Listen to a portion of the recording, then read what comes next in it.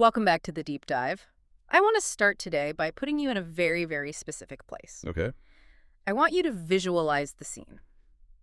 It is, let's say, Tuesday. It's 6:15 p.m. Oh, no. You've just finished work. Maybe the commute was a nightmare, or maybe, you just closed your laptop on the dining room table. Witching hour. It really is. The overhead light in the kitchen is buzzing just a little bit. You walk over, you open the refrigerator door, and you are just staring into the abyss. I know this feeling intimately. And in the fridge, you see ingredients. There's a bag of spinach that's looking a little sad, maybe a little wilted. On its last legs. A block of cheddar cheese, maybe a package of chicken thighs you bought with the absolute best of intentions, like 3 days ago. The best intentions. Always. And here is the paradox. This is the thing that drives me crazy and what we are unpacking today. Yeah. You, the person standing there staring at that chicken, you are technically a foodie. You've got all the credentials, right? I do. I mean, I have watched every single episode of The Bear. I've binged the entire back catalog of Great British Bake Off. I subscribe to 3 different cooking YouTubers who use those, beautiful $500 Japanese knives. Of course. Damascus steel. Exactly.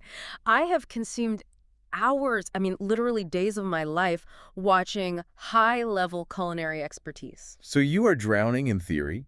You know what a confit is. You know what a sous vide machine does. You have the vocabulary of a cordon bleu graduate. 100%.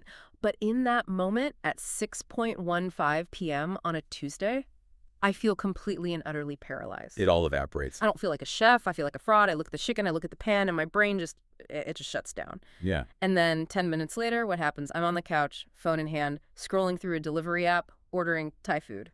Again. It is the dinner time paradox. Yeah, okay. And honestly, it's one of those relatable forms of cognitive dissonance in modern life. It really is. We are, without a doubt, the most educated generation in history when it comes to food media. We've seen it all. And yet... We're cooking less and less. Exactly.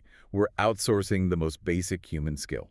So today we are doing a deep dive into a really fascinating stack of research. It's centered around something called Val's Cookbook, cooking shows. Right. But I want to be really clear to everyone listening right now, do not tune out if you don't care about cooking. This is not a cooking episode. No, please don't. We are not going to teach you how to deglaze a pan or, season a cast iron skillet. That's not the point. Not at all. This is a psychological breakdown. Yeah. We are looking at the gap, really the widening canyon between consuming expertise and actually possessing it. Yes. And the source material calls this the illusion of competence. And the central thesis, I have to tell you, it hit me like a ton of bricks. What's the core idea? It says, essentially, watching cooking is not the same as learning to cook. In fact, modern media might actually be making it harder for us to learn. And that sounds so counterintuitive, doesn't it? You'd think all this exposure, it has to equal education. It should. But the source argues that modern media, it creates this illusion of competence, but without any of the actual transfer of skill. So it's like a phantom limb of knowledge. That's a great way to put it. It optimizes for spectacle, for entertainment, for that perfect buttery lighting, but not for the actual messy, frustrating reality of doing the thing. And the mission for this deep dive is to figure out what that does to our brands. What are the consequences? And here's the real kicker. We're going to argue that this pattern doesn't stop at the kitchen door. This spectating habit, it leaks. It leaks into everything. It absolutely does. It seeps into our fitness routines, our finances. And even our politics, which is the really scary part. It is. We are becoming, as the source puts it, a society of false experts. What does that mean, a false expert? It means we are people who know exactly what to say but have absolutely no idea what to do. Wow. Okay, so let's lay the groundwork. Val's Cookbook breaks down the current media landscape into 3 very distinct categories. Yeah, and this is a really helpful framework because I think most people just lump it all together. I did. I just called it all cooking shows. But the source says they do very different things to our neurochemistry, to our brains. Exactly right. You can't compare Iron Chef to a 30-second TikTok reel. They are hitting completely different neural pathways. So what's the first category? The first category is entertainment first. These are the titans, big network shows. MasterChef, Great British Bake Off, Top Chef. My comfort shows, I will defend Bake Off to the death. It's like a warm hug in television form. And you should. It's fantastic television. I love it too. But let's look at the structure, really analyze it. Okay. These shows are narratives. They are built on the classic hero's journey structure. Right. You have the call to adventure, which is the challenge, the mystery docs. Precisely. Then you have the struggle, the dropped cake, the broken oven, the sauce that won't thicken. Followed by the climax, which is the judging. Paul Hollywood's icy stare. And then the resolution, the handshake, the victory. It's a complete, satisfying story arc in under an hour. So it's storytelling using flour and eggs. Exactly. Yeah. But what do they edit out? This is the critical part. The boring part. They edit out the boredom, they edit out the cleaning up, they edit out the 90 minutes where the baker's just staring at an oven thermometer, praying it hits 350 degrees. Yeah, the endless waiting, the uncertainty. You get the vocabulary, you learn what a stiff peak is or what tempering chocolate means, but you are fundamentally watching a highlight reel of a much longer, much messier process. So I learn the nouns, but I don't learn the verbs. That is a fantastic way to put it. You learn the language of the kitchen, so you feel fluent. You can sit on your couch and intelligently critique a contestant for underproofing their dough. Which I absolutely do. We all do. You feel like an expert, but Yeah. you haven't done the labor. You haven't felt the texture of that dough change in your own hands over 20 minutes of kneading. Okay, so that's TV.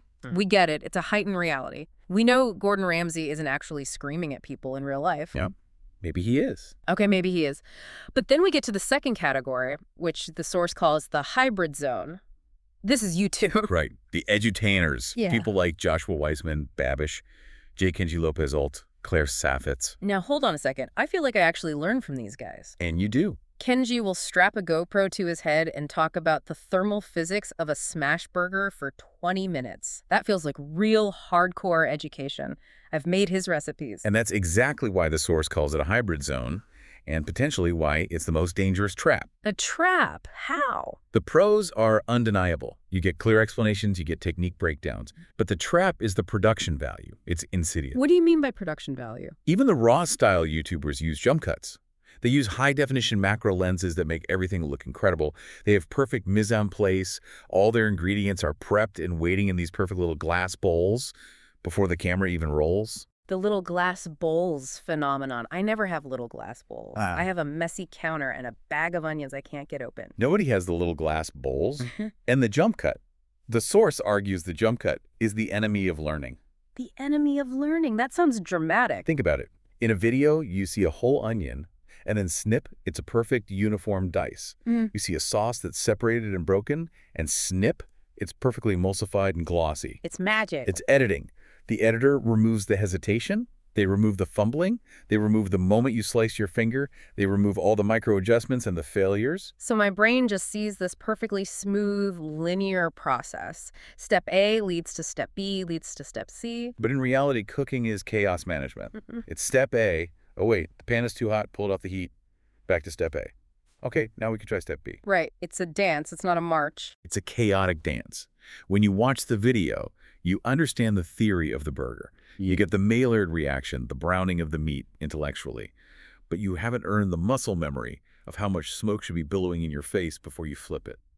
So I have intellectual confidence, but physical incompetence. And that gap, that's what causes the anxiety. You walk into your own kitchen expecting the silky smoothness of the YouTube video, and when reality hits you with friction and mess and chaos, you think, I'm doing it wrong. You think the friction is a sign of personal failure. When in fact, the friction is the process of cooking. Managing the friction is the skill. Wow. Okay. That makes me feel a little better about my chaotic kitchen. But we have to go deeper. Let's descend into the third circle of hell. Uh-oh. The food porn category. TikTok, Instagram Reels, YouTube Shorts. The source is absolutely savage about this category. It doesn't pull any punches. It calls it dopamine choreography. I feel attacked. I can scroll through these for an hour straight. The sizzling sound, the slow motion cheese pull, the quick rhythmic transitions to the music. It's hypnotic. It's designed to be hypnotic. It's ASMR meets gluttony. But we have to be brutally honest about what this is. What is it? In this format, speed replaces process. Aesthetics replace judgment. It is, and this is a direct quote, consumption without consequence. Oof. Consumption without consequence. And the source also calls it identity without labor. That's the key phrase right there. You get to try on the costume of the foodie. You watch the video, Your brain gets a little hit of pleasure, and you save the recipe to your must-try folder. My must-try folder is the graveyard of my good intentions. I must have 400 recipes saved in there. Yeah, how many have you made? Maybe 0. Let's be honest, 0. Because the act of saving it gave you the dopamine hit, your brain's reward system fired off and said, "Good job, we found a survival resource, we are good providers." The chemical reward happened when you hit save, not when you actually cooked the meal. You got the credit without doing the work. This leads us right into the neuroscience the source brings up. This whole concept that exposure does not equal skill. Why is our brain so bad at telling the difference between watching something and actually doing it? Why do I feel like I learned something just because I saw a 60-second clip? It comes down to how our reward systems and our motor systems are wired. The source references the concept of mirror neurons. Mirror neurons, right? When you watch a master chef dice a carrot with incredible speed and precision, the part of your brain called the motor cortex, it actually lights up in the same regions as if you were doing it yourself. It mirrors the action. So my brain is virtually dicing the carrot. It's practicing in its mind. To a small degree, yes. And because you're watching a success, a perfectly diced carrot, a perfectly flipped pancake, you get a microdose of dopamine, a little chemical win. So my brain feels capable. It thinks, I get it. I understand this pattern. Exactly. I watched it. I get it. But your hands, your actual physical hands are just holding your phone.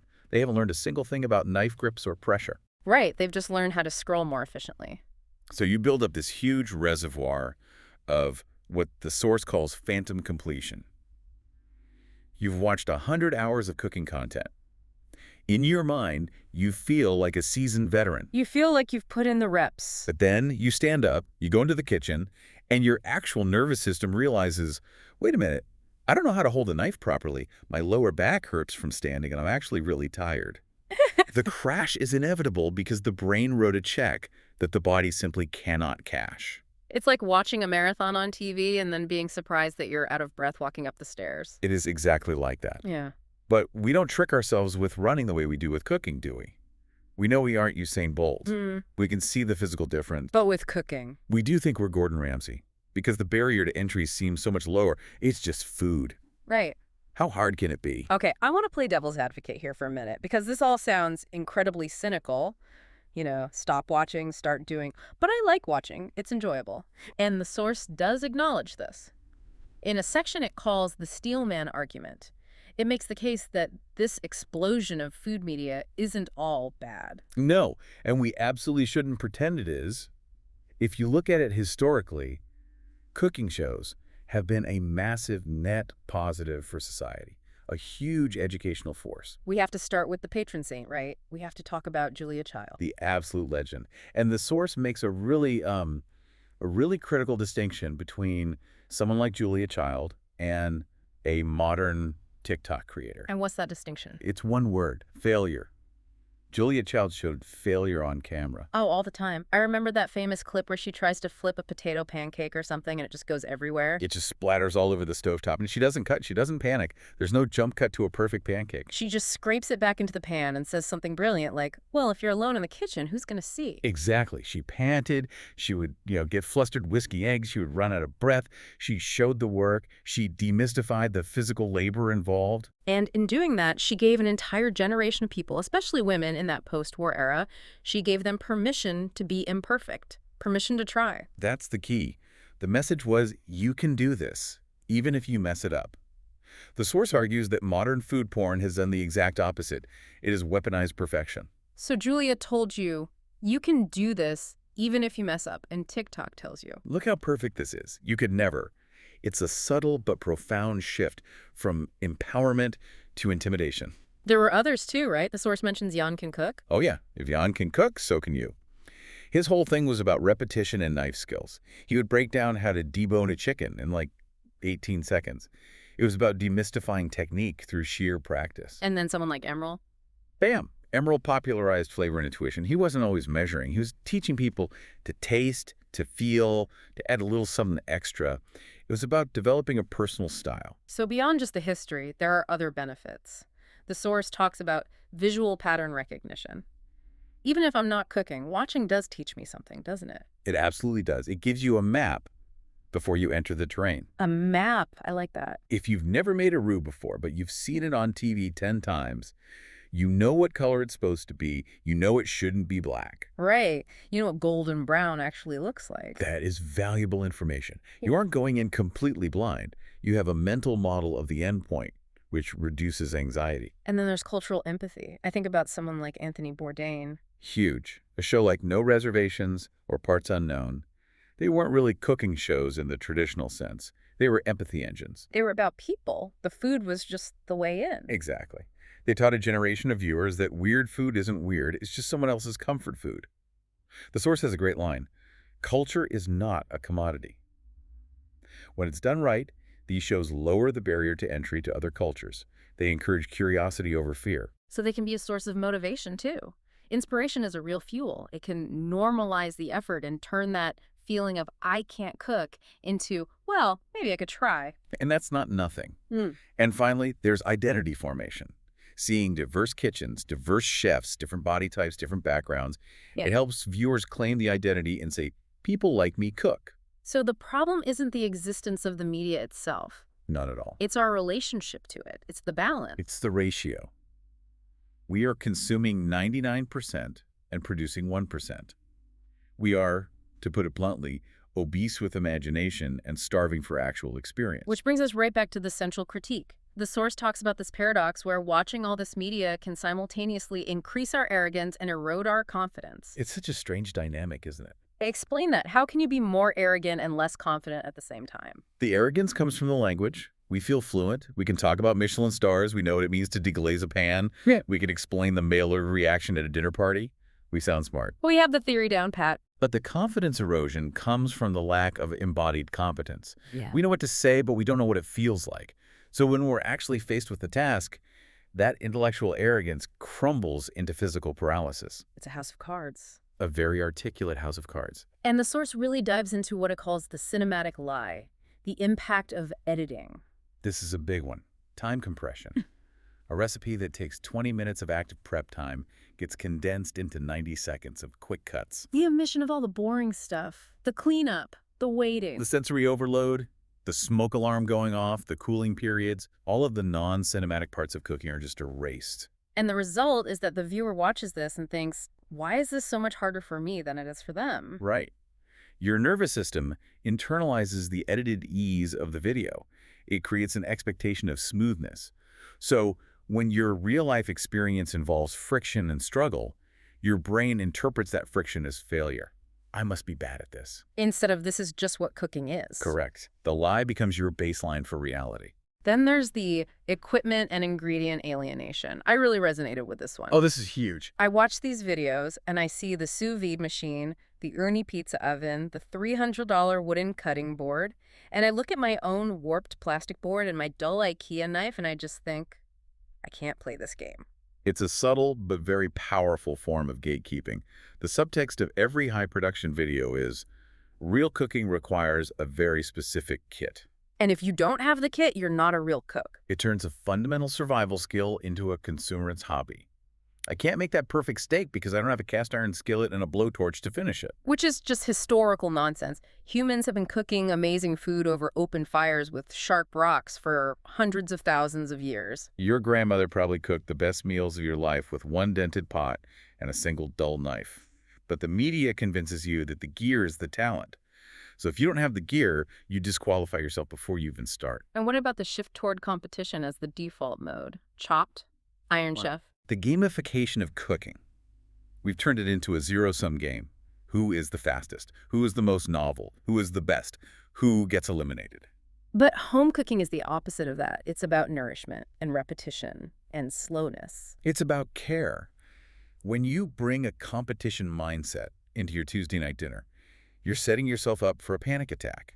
You aren't competing against Bobby Flay for $10,000. You're just trying to eat something. This whole dynamic creates what the source calls the guilt loop. Can you explain that mechanism? Sure. It's a vicious cycle that I think a lot of people will recognize. It starts with inspiration. Right. You watch the show, you see the perfect beef Wellington, and you think, I'm going to do that this weekend. And you get a dopamine hit just from planning it. From the fantasy. That's step one. Delusion. Step two is reality. You get home from work, you're tired, you realize you don't actually have puff pastry or pâté. Yeah. The gap between your grand plan and your actual energy level is a chasm. So you delay. You order the pizza. You order the pizza, Yep. which leads to step 3, guilt. Shame. I failed. I'm lazy. You feel like you failed. You Yeah. feel lazy. But instead of recalibrating and lowering the bar, like, okay, I'll just make a grilled cheese, you vow to do better next time. And how do you do that? You go back to the videos to get re-inspired, and the loop starts all over again. You are consuming more of the media to fix the problem that was caused by consuming the media in the first place. Wow. Now, this is the part of the deep dive that really shook me, because if we stop here, it's just a critique of our modern cooking habits. Hey, you should cook more. Fine. Right. It's an interesting but niche topic. But the source argues that this spectator syndrome is leaking. It's a universal solvent that's dissolving our agency in every other part of our lives. This is the false expert archetype. Yeah. And once you see this pattern, you see it absolutely everywhere. We are training ourselves hour by hour to be passive observers of our own existence. Okay, let's break it down. Let's talk about fitness first, because I am so guilty of this. A lot of us are. I watch fitness influencers, I follow strength coaches, I know what progressive overload means. I can tell you the biomechanics of a perfect squat. I know about macros and nutrient timing. But do you squat? Well, Huh? not as much as I watch videos about squatting. And that is the leak. You have the intellectual framework of an athlete, but the body of a spectator. I understand the science, but I don't know the feeling of the grind. The feeling of waking up sore and having to go to the gym anyway. You are consuming the highlight reel of fitness, the transformation photos, the personal records, without having to endure any of the actual suffering or boredom that produces them. Okay, finance is another big one that the source mentioned. It's rampant in finance. People listen to hours and hours of podcasts about macroeconomics, about crypto, about market trends. They feel financially literate because they know all the buzzwords. They can talk about inflationary pressure or quantitative easing at a dinner party. Right. They can sound incredibly intelligent about the market. But do they have a budget? Often, no. They know what the Federal Reserve is planning to do next quarter, but they don't know where their own paycheck went last month. It's all high-level theory, zero-level application. They are spectating the global economy rather than participating in their own personal economy. See the exact same pattern. And now the big one, politics. The source calls it politics as a spectator sport. This feels heavy, but we need to unpack it because it also feels like the most dangerous leak of all. It is heavy. Yeah. And it's incredibly important. Think about how most of us consume political media. We treat it like sports radio. Totally. We have our team, they have their team. We consume hours of commentary, hot takes, clips of people dunking on the other side. We know exactly who the heroes and the villains are. We have incredibly refined, nuanced moral opinions about global events. We train our opinions like they're muscles. We sharpen our arguments for Twitter. But we confuse having an opinion with taking responsibility. That is the core of the critique. What does that mean in practice? The source argues that we have millions of people who can articulate a complex geopolitical stance on a conflict thousands of miles away, but who have never once attended their local city council meeting. They've never organized a block party. They've never had to compromise with a neighbor they disagree with about a zoning issue. It's a quote from the source. I've watched enough to know who is right, but not enough to govern. Wow. That cuts deep. It's the illusion of competence applied to citizenship. We feel like we are doing politics by doom scrolling or by getting angry at a headline, but really, We're just stressing our nervous systems out alone in a dark room. that's it. It's the same as the dinner paradox. We are full of information, but we are starving for agency. It creates that phrase the source used that really stuck with me, surrounded but not held. Explain that. We're connected to millions of people online, right? Sharing the same outrage or the same meme or the same excitement. We feel surrounded by like-minded people, but it's an illusion of community. We are fundamentally eating takeout alone on the couch. It's a crisis of agency across all these domains. We are becoming observers of the world, not actors in it. And the source argues that the kitchen is actually the best place to start fixing this, Why the kitchen? because the feedback loop is so immediate and so undeniable. Okay, so how do we fix it? The source doesn't just leave us in this pit of despair. It offers a retraining protocol. It does. And I love that it uses cooking as the vehicle for this. It's not just about getting dinner on the table. It's about reclaiming our ability to do things, to have an effect on the physical world. It's called the VOW method, and it all starts with a fundamental philosophy shift. The source calls it humility through heat. I love that phrase, humility through heat. What does it mean? The kitchen is one of the last non-negotiable realities in our lives. You can't debate a burnt steak. It's just burnt. You can't tweet your way out of an oversalted soup? You can't use a clever argument to make water boil faster. Physics always wins. The heat is indifferent to your opinions. Reality strikes back. And that is so healthy for us. We live in a digital world where everything is editable, curatable, deletable, arguable. The kitchen is analog. It teaches us respect for the process. It forces us to acknowledge that our actions have direct, tangible consequences. If you stop stirring the risotto, it burns to the bottom of the pan. That's it. End of story. The source also talks a lot about mistakes as data. This is crucial for breaking that anxiety loop we talked about. In the food porn world of social media, a mistake is a catastrophic failure. It ruins the aesthetic. It's not Instagrammable. Right. It's an identity flaw. I'm a bad cook. But in the real world, a mistake is just information. It's data. Can you give me an example of that? Sure. You make a sauce and you taste it and it's way too salty. In the perfectionist mindset, you panic. I ruined it. I'm an idiot. You might even throw it out. Okay. In the mistakes is data mindset, you pause. You taste it again. And you think, okay, the sodium level is too high. That's the data. How do I fix that? You need to dilute it. Right. I need to add more liquid or some cream or maybe some acid like lemon juice to cut through the salt. It stops being an identity crisis. It becomes a technical problem to be solved. And that detachment is the beginning of real skill. That is what a chef does all day long. A chef isn't someone who never makes mistakes. A chef is someone who knows how to fix their mistakes before the plate hits the table. And the last big philosophical point was process over performance. This is about reclaiming an activity for its own sake. The kitchen is a private ritual. Unless you are foolishly filming it for TikTok, there's no audience. There are no likes, no comments. It retrains the muscle of doing things without needing external validation. You are cooking to feed yourself or your family, not to impress an algorithm. Okay, so let's get practical. The source lays out a ladder of engagement. For the listener who is right now feeling that 6 p.m. paralysis, how do they actually start? The source breaks this down into levels. And you have to start at level 0. This is for the person who literally cannot bring themselves to cook. The person who is reaching for the takeout menu as we speak. Okay, level 0. Touch the kitchen. The only goal here is to break the avoidance feel. That's it. So you can microwave a meal, you can reheat leftovers, you can make toast. That seems too easy. But, and this is the non-negotiable rule, you have to add one thing yourself. One thing? Like what, just salt? It could be salt. Yeah. Or pepper. A squeeze of lemon. A dash of hot sauce. Maybe you chop up some scallions and sprinkle them on top. It feels like cheating. It's not real cooking. It's not cheating, it's psychology.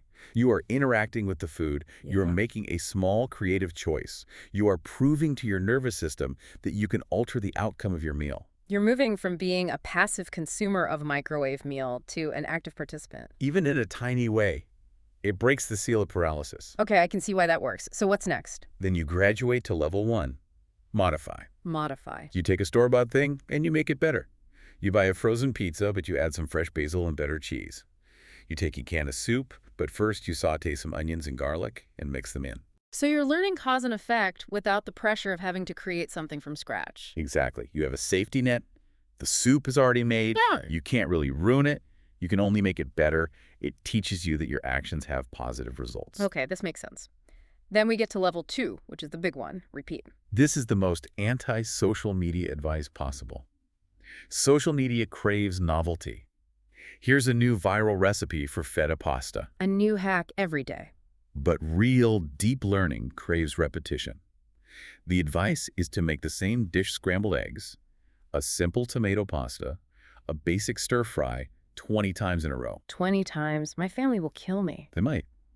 But you will learn more in those 20 times than you would making 20 different recipes. Why? How does that work? Think about it. The first time you make it, you're glued to the recipe, stressed out, reading every single line. The 5th time, you're just glancing at it for measurements.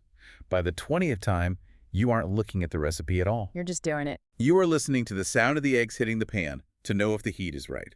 You are smelling the garlic to know when it's toasted. That is where the illusion of competence dies and actual competence is born. You move the knowledge from your head to your hands. Yes, you are building intuition. And you can't build intuition if you are constantly making a different new recipe every single night. Okay, I get that. And then finally, level 3. One variable. Once you have that routine down, once you can make those scrambled eggs in your sleep, you change one thing, just one. Like what? Use butter instead of olive oil. You use high heat instead of low heat. You add the salt at the beginning instead of the end, and you see what happens. So it's the scientific method. It is. That's how you actually learn the physics and chemistry of food. Oh, the eggs get tough on high heat. Oh, the butter browns away and gives it a nutty flavor. Now you know that forever. It's your knowledge, not something you read.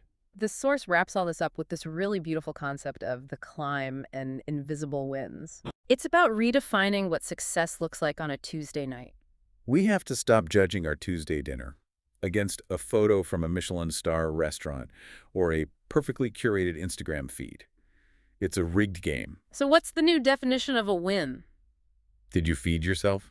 Did you feed your family? Did you save $20 on delivery fees? Did you learn one small thing like not to burn the garlic? That's the win. The source says success is not, it looks like the picture.